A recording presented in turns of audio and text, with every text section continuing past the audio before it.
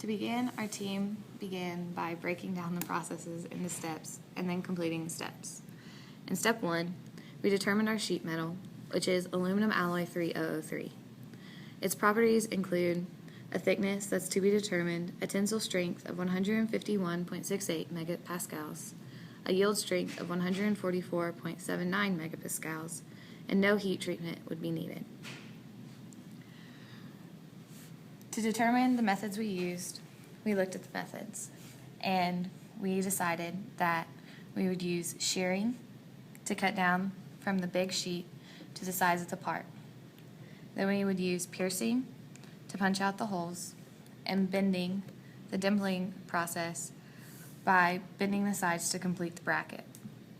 And we would use them in that order. The concerns about shearing are cracking, burrs, and the hole down marks. Concerns about piercing include the tension on the upper surface, and bending concerns are burrs and fractures. In part 5 are the formulas that we would need for calculations, and we would need punch force required, the spring back, the minimum bend radius, and the bend allowance. In part 6, we decided that we'd set the thickness as 1/4 of an inch, and we decided not to make any other changes because we didn't have enough information.